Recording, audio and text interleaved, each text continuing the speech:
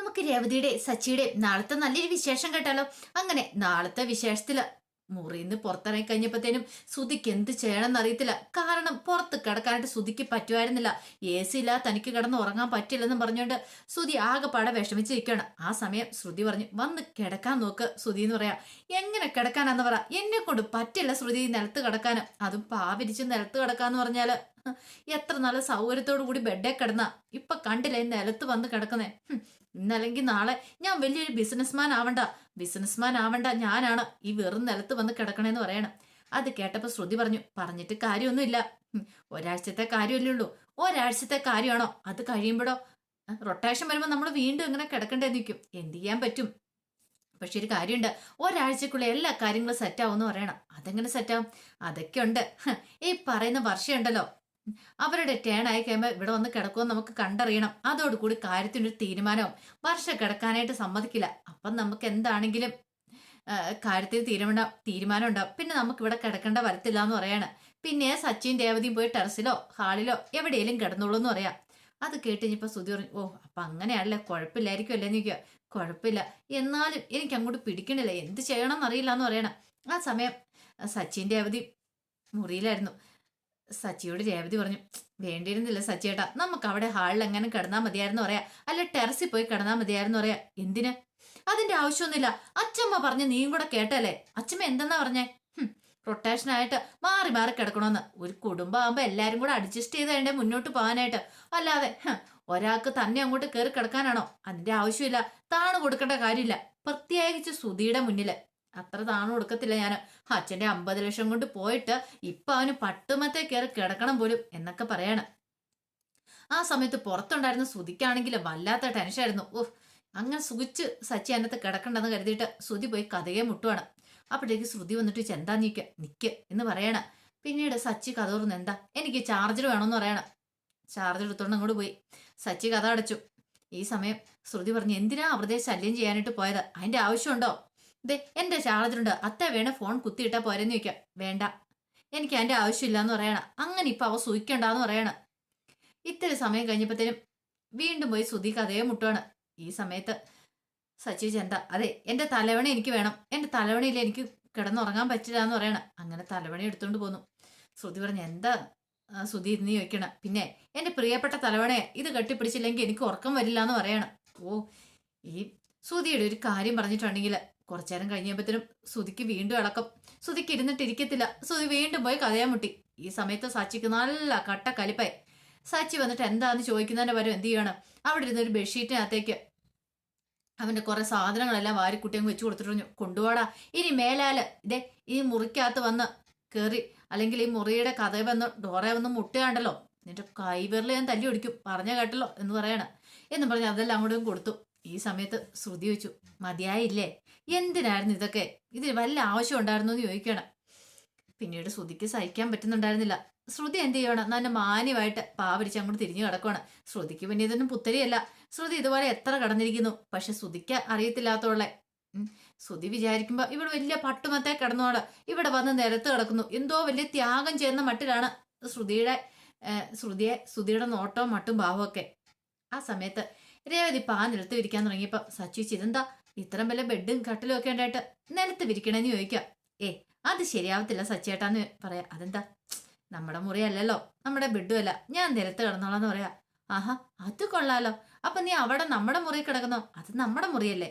ഇത് വേണ്ട, ഞാൻ ഈ നിലത്ത് കിടന്നോളാന്ന് പറയാ. സച്ചേട്ടൻ ബെഡേ കിടന്നോളാൻ പറയാ. ആഹാ, അങ്ങനെയാണോ? അപ്പൊ നീ തറയിൽ കിടന്നിട്ട് ഞാൻ ബെഡേ കയറി കിടക്കണം അല്ലേ? അതിന്റെ ആവശ്യമില്ലോ, ഞാനും നിന്റെ അടുത്താ കിടക്കുന്നുള്ളൂ എന്നും പറഞ്ഞ് സച്ചി രേവതിയുടെ അടുത്തേക്ക് വരുവാണ്. പിന്നീട് അവിടെ പാവിരിച്ചു രേവതിയുടെ അടുത്ത്. പിന്നെ രേവതിയുടെ അടുത്ത് വന്നിരുന്നിട്ട് പറഞ്ഞു, ആഹാ, മുല്ലപ്പൂവിന്റെ നല്ല മണം ഉണ്ടല്ലോ എന്ന് പറയണം. നല്ല മണം? അതെ, ദേഹം മുഴുവൻ നല്ല മണം ഉണ്ടെന്ന് പറയണം. ഇത് കേട്ട് കഴിഞ്ഞപ്പോഴത്തേനും രേവതി പറഞ്ഞു, ആഹാ, അത് കൊള്ളാലോ, സച്ചേട്ടൻ ഇത്ര ഇഷ്ടമാണെന്ന് നിൽക്കും. അതെ, അന്ന് ഒരു കാര്യം ചെയ്യാം, സച്ചേട്ടൻ ദേഹം മുഴുവൻ മുല്ലപ്പൂ എടുത്ത് ചുറ്റിക്കൊണ്ടാൻ കിടന്നുറങ്ങിയാൽ മതി, നല്ല മണമായിരിക്കും എന്ന് പറയാം. ആഹാ, എനിക്കിട്ട് പണി തരുമല്ലേ എന്ന് ചോദിക്കുകയാണ്. എന്ന് പറഞ്ഞ് രേവതിയെ കെട്ടിപ്പിടിച്ച് അവിടെ കിടക്കുകയാണ്. ഈ സമയം ശ്രുതി കൂർക്കം വലിച്ച് കിടന്നുറങ്ങാൻ തുടങ്ങി. ശ്രുതിക്കാണ് ഉറക്കം വരുന്നില്ല. ശ്രുതി എഴുന്നേറ്റിരിക്കുന്നു, നടക്കുന്നു, തിരിയുന്നു, മറിയുന്നു, ഒരു രക്ഷയില്ല. ഒരു പോളെ കണ്ണുറങ്ങാൻ പറ്റുന്നില്ല. ചൂടും എല്ലാം കൂടെ കൊണ്ട് ഭയങ്കര അസഹനീയമാണ്. AC ഇല്ലാതെ കിടന്നുറങ്ങാൻ പറ്റില്ലല്ലോ എന്നൊക്കെ ഓർത്തിട്ട് ഒരു വിധത്തിൽ നേരം പരവരാ ഒന്ന് വെളുത്തു. ഈ സമയം ചന്ദ്രമതി എഴുന്നേറ്റ് വരുവാണ്. ചന്ദ്രമതി വന്ന വഴി സുധി ചാടി എഴുന്നേറ്റ് അങ്ങോട്ട് ചെന്നു. അമ്മേ, ഞാൻ ഒരു പോള കണ്ണുറങ്ങിയില്ല രാത്രി എന്ന് പറയാം. എന്താടാ കുഴപ്പം? എന്റെ അമ്മ എവിടെ എങ്ങനെ കിടക്കാനാ? ഹാളില് AC ഇല്ല. ഓ, ചൂട് കാരണം മനുഷ്യന് കിടക്കാൻ പറ്റില്ല എന്ന് പറയാം. ആണോ? എടാ, ഇതുപോലെ തന്നെ ഞാനും നിന്റെ അച്ഛനും കുറച്ച് നാൾ ഇവിടെ ഹാളിൽ കിടന്നേ, കട്ടിലെ കിടന്നേ. അത് നിനക്ക് ഓർമ്മയില്ലേന്ന് ചോദിക്കണം. അല്ല, അത് പിന്നെ അതുപോലെ തന്നെ ഇപ്പോഴും പ്രത്യേകിച്ച് മാറ്റമൊന്നും വന്നിട്ടില്ല എന്ന് പറയണം. എന്റെ അമ്മേ, എനിക്ക് AC ഇല്ലാതെ കിടക്കാൻ പറ്റില്ല എന്നുള്ള കാര്യം അറിയാലോ. നിങ്ങളെപ്പോലെയാണോ ഞാന്?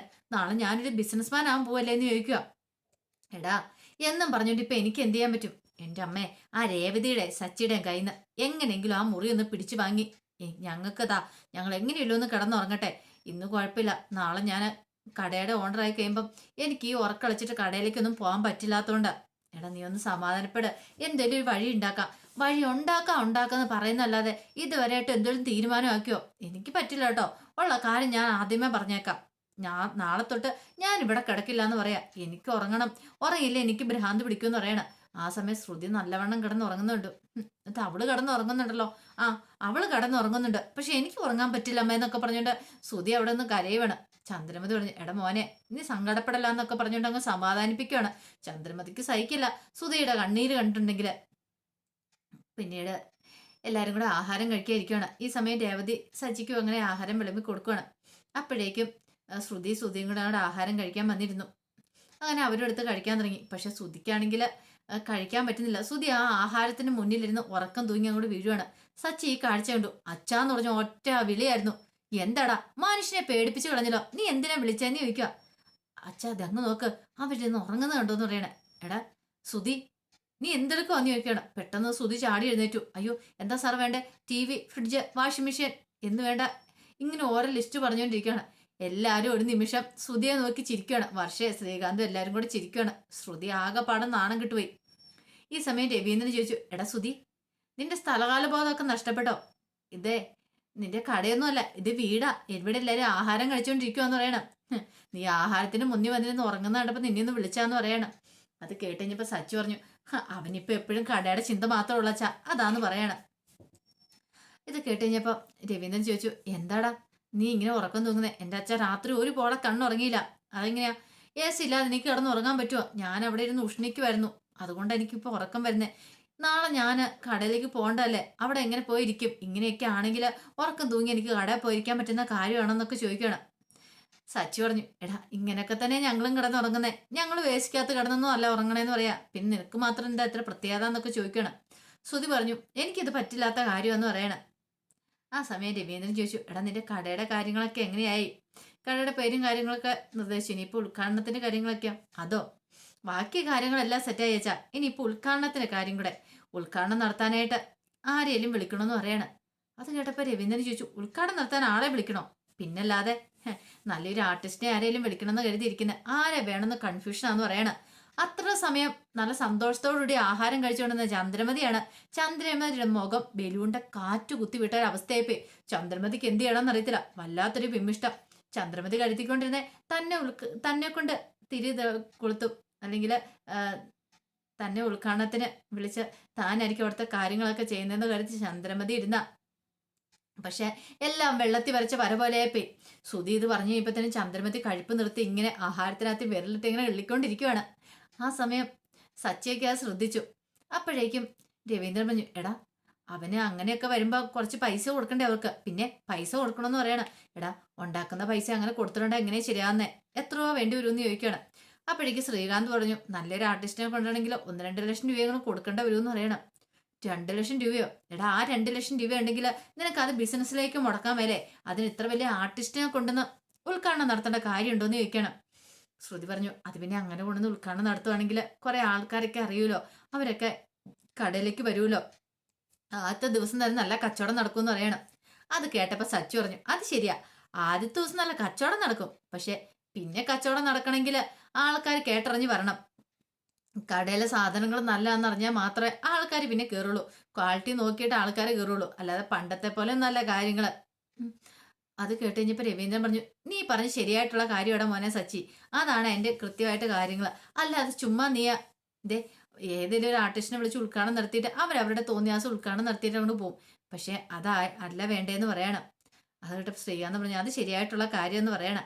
അപ്പോഴേക്കും ശ്രുതി പറഞ്ഞു അല്ല ഞങ്ങൾ തീരുമാനിച്ചു കഴിഞ്ഞാൽ ഞങ്ങൾ ഒന്ന് രണ്ട് പേരെയൊക്കെ നോക്കി വെച്ചിട്ടുണ്ടെന്നൊക്കെ പറയണം. ആ സമയം രേവതി പറഞ്ഞു അതിൻ്റെയൊക്കെ ആവശ്യമുണ്ടോ ശ്രുതി, ഒന്ന് ആലോചിച്ച് നോക്കിയേ. ഞാൻ നോക്കിയിട്ട് അതിൻ്റെയൊക്കെ ആവശ്യമുണ്ടോന്ന് തോന്നില്ല. കാരണം വേണ്ടപ്പെട്ട ആരെയും വിളിച്ചൊന്ന് ഉദ്ഘാടനം നടത്തിയാൽ മതി എന്ന് പറയണം. അപ്പോഴേക്കും സച്ചി പറഞ്ഞു ഇതിനിപ്പോ ഉദ്ഘാടനം നടത്താനായിട്ട് പുറത്തുനിന്ന് ആളെ വിളിക്കേണ്ട കാര്യം എന്താ, കുടുംബത്തിൽ തന്നെ കാരണന്മാരുള്ളപ്പോ അവരെ കൊണ്ട് ചെയ്യിച്ചാ പോരെ. ഇതേ അമ്മയുണ്ട് അല്ലെങ്കിൽ അച്ഛമ്മയുണ്ട്, അവര് ചെയ്യില്ലെന്ന് ചോദിക്കുക. ചന്ദ്രമതി ഒരു നിമിഷം അന്തം വിട്ട് സച്ചിയുടെ മുഖത്തേക്ക് ഇങ്ങനെ നോക്കുവാണ്.